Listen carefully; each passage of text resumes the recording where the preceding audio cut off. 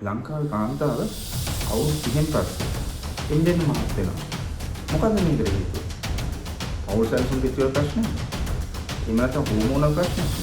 කෑම පාලනය කරලා, ව්‍යායාම කරලා, මේ දෙකම කරලා ඒ එන්නෙන් බර වැඩි. මේ ගැන අපි කතා කරමු.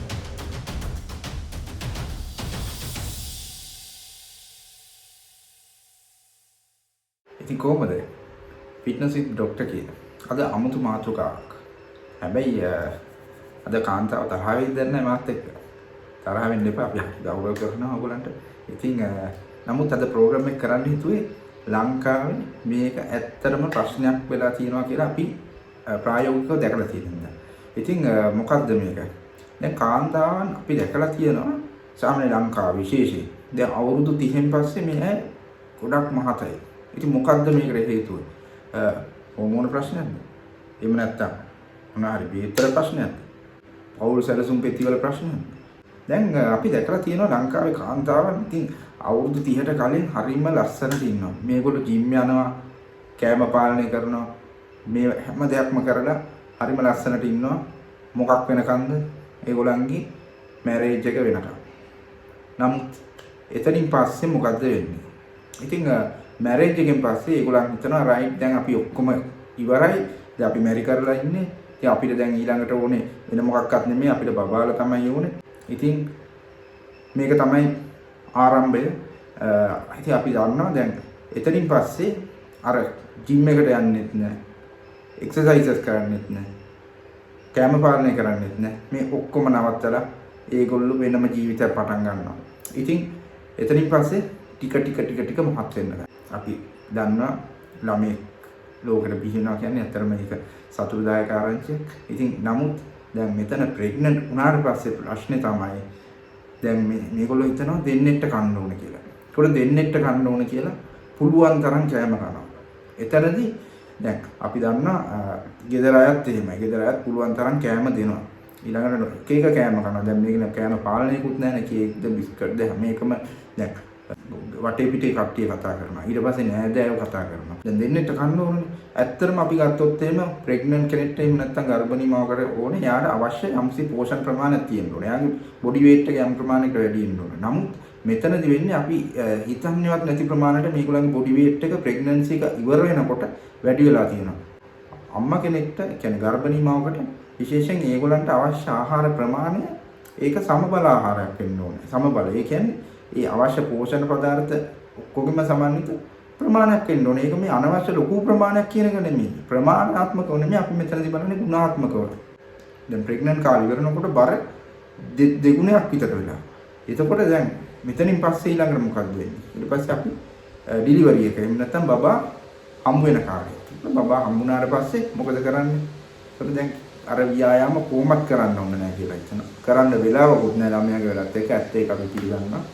නමුත් හැමෝම එහෙම නැහැ වෙනත් රටවල් වල ඒකට වෙලාව හදාගෙන ඉන්න. නමුත් ලංකාවේ මේක ගැන තියෙන මතය වෙනස්. දැන් අපි ප්‍රෙග්නන්ට් කාලේ අපි ව්‍යායාම කරන්න හොඳ නැහැ. එහෙම නැත්නම් දරුවෙක් ඉදිව කරාට පස්සේ එහෙම නැත්නම් බබා හම්බුනාට පස්සේ අපි ව්‍යායාම කරන්න හොඳ නැහැ. මේ වගේ මතිමතාන්තර ගොඩක් තියෙනවා. ඉතින් ඒකින්ද දැන් අපි දැන් ඒ දරුවා හම්බුනාට පස්සේ ළමයාට කිරි දෙන්න ඕනේ. කිරි දෙන්න ඕනේ කියලා කිරියට එන කෑම ගන්නවා. ඉතින් මොකද වෙන්නේ දැන් තව බර වැඩි වෙනවා. දැන් දරුවට කිරි දුන්නාට පස්සේ මොකද වෙන්නේ දැන් බබාගේ ඉඳුල් කට ගන්න කාලේ. එහෙම නැත්නම් බබාට කෑම කවන කාලේ. එතකොට මෙතනදී වෙන්නේ දැන් බබත් මේ වගේ කන්න ඕනේ කියලා හිතන්නේ. ලොකු ප්‍රමාණයක් කන්න ඕනේ කියලා. දැන් අපි ගාවට ගොඩක් කියන කට්ටිය කියන්නේ අනේ ડોක්ටර් මේ බබා කෑම කන්නේ නැහැ. මං අහන කොච්චරද කන්නේ? මේ ප්‍රමාණයක් තමයි පොඩි ප්‍රමාණයක්. තරම ළමයා ඔයා වගේ බත් පිඟානක් බෙදාගෙන කන්නේ නැහැ. ඉතින් එයාට පොඩි ප්‍රමාණයක් ඕනේ. ඒකට ඉතින් මෙතන වෙන්නේ දැන් ඉතුරු බත් ඔක්කොම කවුද කන්නේ? අම්මා. එතනින් පස්සේ වෙන්නේ තවත් මහත් වෙනවා. ඒකට දැන් දරුවගේ වැඩ කටයුතුත් එක්ක ඔක්කොමත් එක්ක එයාට වෙන දෙයකට එන්ගේජ් වෙන්න වෙලාවක් නැහැ. ඉතින් ටිකටම වෙන්නේ දැන් අර විදියට කෑම උයනවා, කනවා, ළමයා ඉතුරු කරන ටිකත් කනවා. ඊට පස්සේ වෙන්නේ අන්තිමට තමුන්ගේ බර ප්‍රමාණය ලොකුවට වැඩි වෙනවා. ගොඩක් අය තරබාරු තත්ත්වයට අධිබර තත්ත්වයටපත් වෙනවා. ඊළඟට ඒ එකම බඳුන non communicable diseases එහෙම නැත්නම් බෝනෝන කෝක කොටසට ඉක්මනටම ගොදුරු වෙනවා. ඉතින් මේක හරිම අවාසනාවන්ත සිද්ධියක් ලංකාව තුල. ඉතින් මම කියන්නේ ඕගොල්ලෝ මේ ජීවන චක්‍රයට අහු වෙන්න එපා. මේ ජීවන චක්‍රේ යම්කිසි ප්‍රමාණයකට ඕගොල්ලෝ මිදෙන්න බලන්න. මොකද ඕගොල්ලන්ගේ ජීවිතේ දරුවා වැදගත්. නමුත් ඔයා ඊට වඩා වැදගත්. ඔයා ගැන හිතුවේ නැත්නම් ඔයාට ඊළඟට වෙන්නේ අකාලේ වෙනත් ලෙඩ රෝග වලට ගොදුරු වෙන්න. එහෙම නැත්නම් අපි දන්නේ නැහැ. ඉතින් මොන වගේ අවසනාවන්ත ඉක්ලමක් ලක් වේද කියලා. එතකොට ඔයාට දරුවට ඔයාවත් නැතු. ඊට අමතරව අපි ගත්තොත් දැන් අපි මේ කෑම ඔක්කොම ගැන ව්‍යායාම කෑම ගැන අපි කතා කරන්නේ. ඒක තමයි මූලික හේතුව. දැන් ඒකට පරිබාහිර හේතු ගණනාවක් තියෙනවා. එකක් තමයි දැන් අපි අවුරුදු 30න් පස්සේ සාමාන්‍යයෙන් අපේ පරිවෘත්තීය වේගය ටික ටික අඩු වෙනවා. ඒ වගේම අපේ හෝමෝනල් වෙනස්කම් වෙනවා. අපේ ප්‍රෙග්නන්ට් කාලේ අපේ හෝමෝනල් වෙනස්කම් වෙනවා.